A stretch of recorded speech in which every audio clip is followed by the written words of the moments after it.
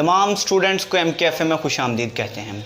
Last video के अंदर हमने फंक्शन को डिस्कस किया था, आज उससे अगले टॉपिक इन्वर्स फंक्शन को डिस्कस करेंगे।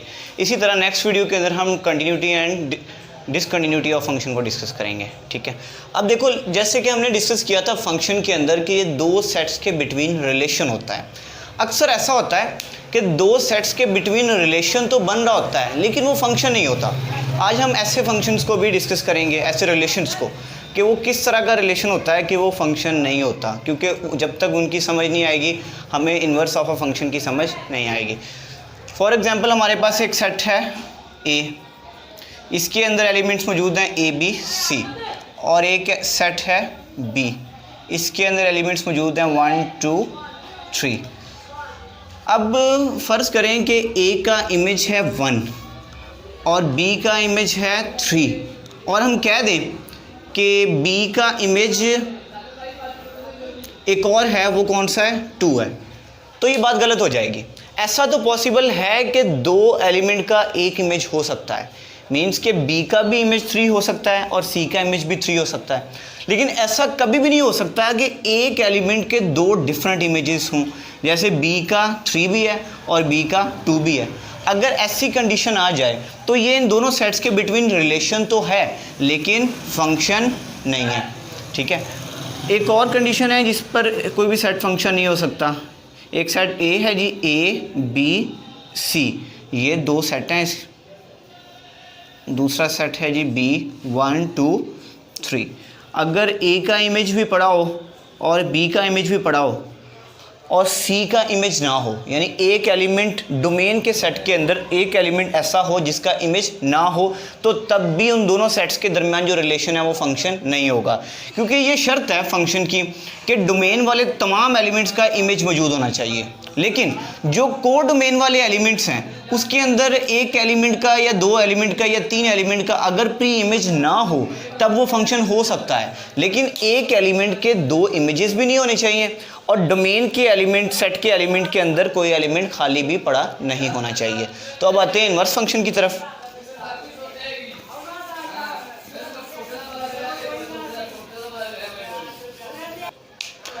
Inverse of a function start करते हैं। गिवन फंक्शन की एक मैपिंग है या ये रिलेशन है A से B तक, अगर ये दिया गया हो कोई एक फंक्शन, देन द रिलेशन,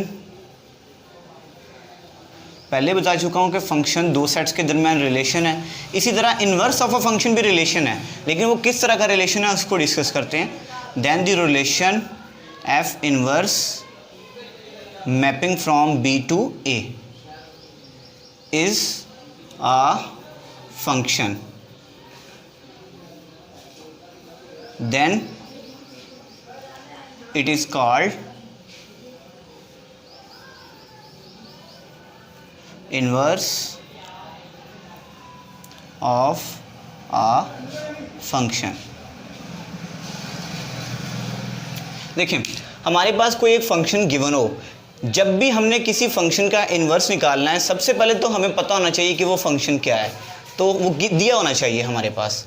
वो हमारे पास एक फंक्शन गिवन है, then the relation F inverse B to A। जब भी इसका इन्वर्स कैलकुलेट करेंगे तो यहाँ पर मैपिंग थी A से B पर, तो इन्वर्स पे क्या हो जाएगी, B से A पर हो जाएगी, इसका उल्ट हो जाएगा। यानी यहाँ पर डोमेन के एलिमेंट कौन से सेट के थे, A के, और को डोमेन के कौन से थे, B के। अब यहाँ पर उल्ट हो गया है, जो को डोमेन वाले एलिमेंट से ये डोमेन के बन गए हैं और जो डोमेन के एलिमेंट से ये को डोमेन के बन गए हैं। अगर ये वाला रिलेशन भी एक फंक्शन बने, F inverse from B to A is a function, अगर B से A पर भी ये फंक्शन बने then it is called inverse of a function. यानी एक हमारे पास फंक्शन दिया गया है A से B पर, अगर B से A पर भी ये फंक्शन ही बने तब ये फंक्शन इस फंक्शन का इन्वर्स कहलाएगा। ठीक है, इसके एक एग्जांपल भी डिस्कस करते हैं कि क्या ये फंक्शन इसका कैसे बन सकता है या किस तरह नहीं बन सकता। हम पहले 1 1 फंक्शन की बात करते हैं। क्या 1 1 फंक्शन का इन्वर्स एग्जिस्ट करता है, क्या ऑन टू फंक्शन का इन्वर्स एग्जिस्ट करता है, फिर आगे देखते हैं। 1 1 फंक्शन के लिए मैं ले रहा हूँ जी, एक सेट के अंदर एलिमेंट हैं जी 1 2 3 और दूसरे सेट के अंदर एलिमेंट हैं जी A B C and D, इन दोनों के दरमियान में रिलेशन डिफाइन कर रहे हैं। पहले हम सिंपल लेते हैं, बाद में इन्वर्स की बात करते हैं। 1 का इमेज है बी, 2 का इमेज है सी, 3 का इमेज है डी।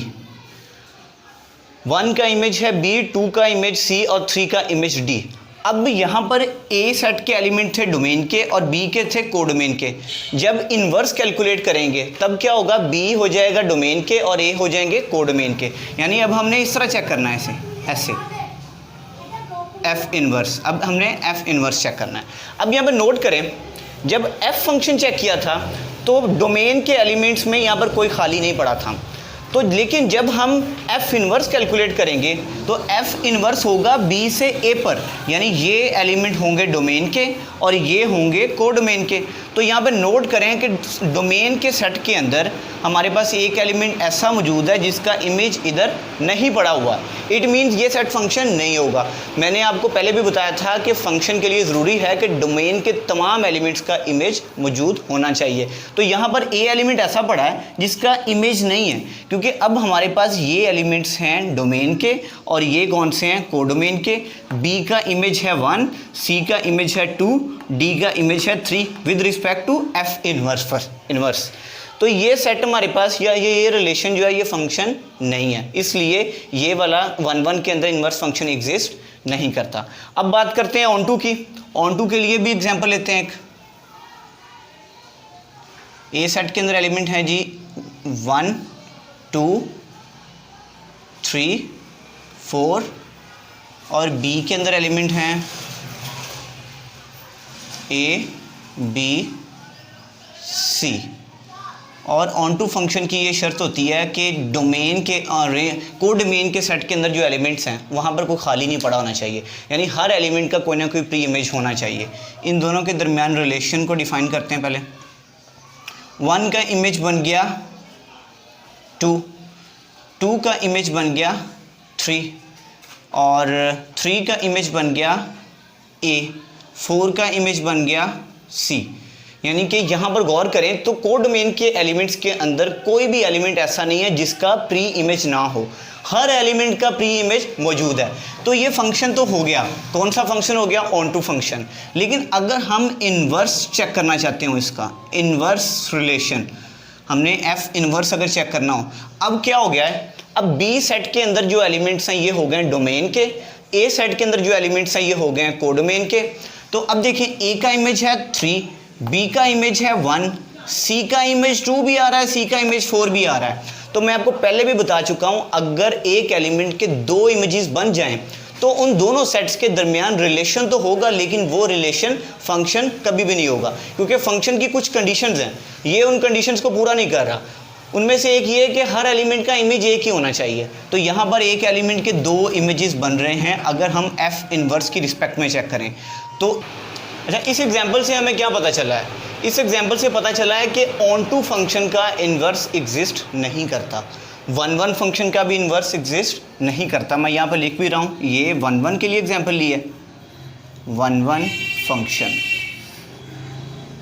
और ये एग्जाम्पल हमने लिया है ऑन टू के लिए, ऑन टू फंक्शन। अब 1 का इन्वर्स भी एग्जिस्ट नहीं करता, ऑन टू का भी नहीं करता। अब इसके बाद क्या जाता है, बाइजेक्टिव फंक्शन, यानी कि जो 1 भी हो और ऑन टू भी हो। उसके लिए एग्जांपल लेते हैं कि वो किस तरह इन्वर्स होगा या नहीं। एक सेट ए है, इसके अंदर एलिमेंट मौजूद हैं 1 2 एंड 3, बी के अंदर एलिमेंट्स मौजूद हैं ए बी एंड सी। तो ए का इमेज हम सपोज कर लेते हैं 1 का इमेज ए है, 2 का इमेज बी है, 3 का इमेज सी है। तो ये हमारे पास ऑन टू फंक्शन है। अब देखें 1 का इमेज ए है, 2 का इमेज बी है, 3 का इमेज सी है, ये दोनों सेट्स के दरमियान रिलेशन बन गया। वो क्या है, एफ है, यानी ये फंक्शन है। अब इसका इन्वर्स चेक करें। अगर हम इसका इन्वर्स चेक करना चाहते हैं तो हमें क्या पता चलेगा, अब ये वाले एलिमेंट्स बन गए हैं डोमेन के, ये बन गए हैं कोडोमेन के। अब मैपिंग इसकी करेंगे इसके साथ, ए का इमेज है अब 1, बी का इमेज है अब 2 और सी का इमेज क्या है अब 3 है। अब डोमेन के एलिमेंट्स में से कोई एलिमेंट खाली भी नहीं पड़ा हुआ, और ऐसा भी नहीं हो रहा कि एक डोमेन के एक एलिमेंट के 2 इमेजेस हों। हर एलिमेंट का यूनिक इमेज है और यहाँ पर कोई खाली भी नहीं पड़ा हुआ, इसलिए हमारे पास इस फंक्शन का इन्वर्स एग्जिस्ट करेगा। तो हम यहाँ पे क्या कह सकते हैं कि किसी भी फंक्शन का इन्वर्स अगर हमने चेक करना हो तो सबसे पहले चेक करना होगा कि वो बाइजेक्टिव है या नहीं। अगर वो बाइजेक्टिव है तो फिर उसका इन्वर्स लाजमी तौर पे एग्जिस्ट करेगा। इसकी एक एग्जांपल लेते हैं कि अगर हमारे पास कोई फंक्शन दिया गया हो तो वो बाइजेक्टिव है या नहीं, इन्वर्स मेथड से हम कैसे चेक कर सकते हैं।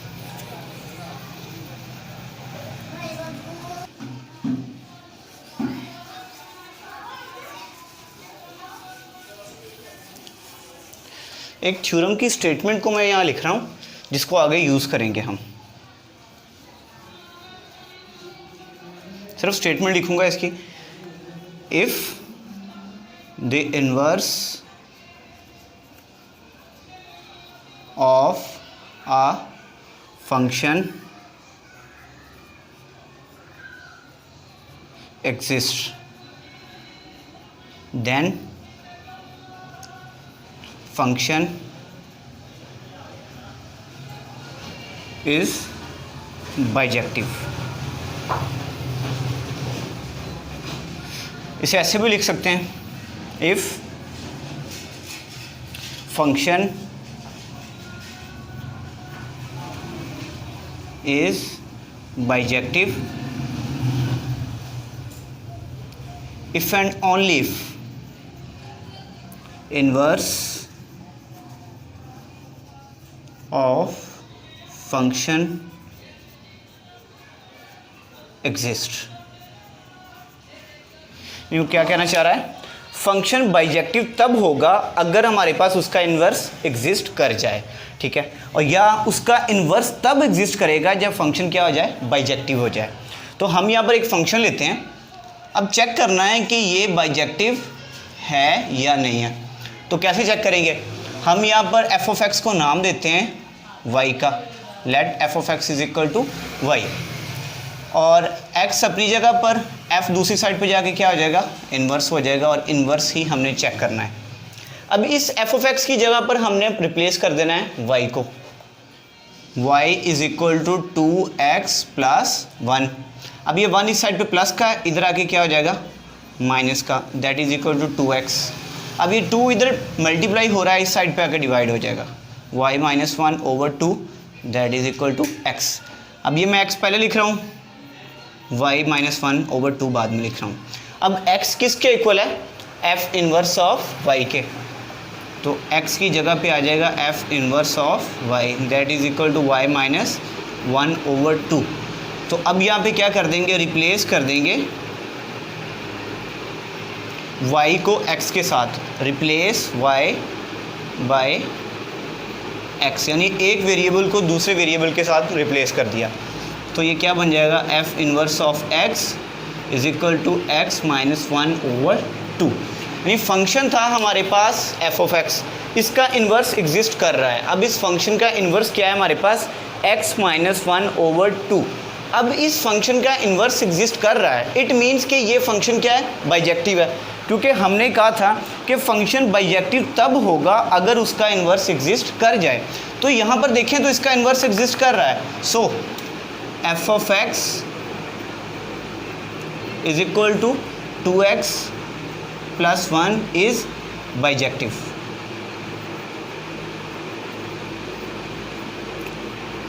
तो ये हमारे पास एक तरीका है कि अगर कोई फंक्शन दिया गया हो, उसे चेक करना हो कि ये बाइजेक्टिव है या नहीं, तो आप उसका इन्वर्स निकालें। अगर तो इसका इन्वर्स हम फाइंड आउट कर लेते हैं, यानी कि उसका इन्वर्स अगर एग्जिस्ट कर जाता है, तो वो फंक्शन लाजमी तौर पे बाइजेक्टिव होगा, ठीक है। इसी तरह हम अपनी वीडियोस को अपलोड करते रहेंगे। आपको अगर किसी भी टॉपिक में कोई प्रॉब्लम है तो हमारे नीचे दिए गए नंबर पर कॉल कर सकते हैं।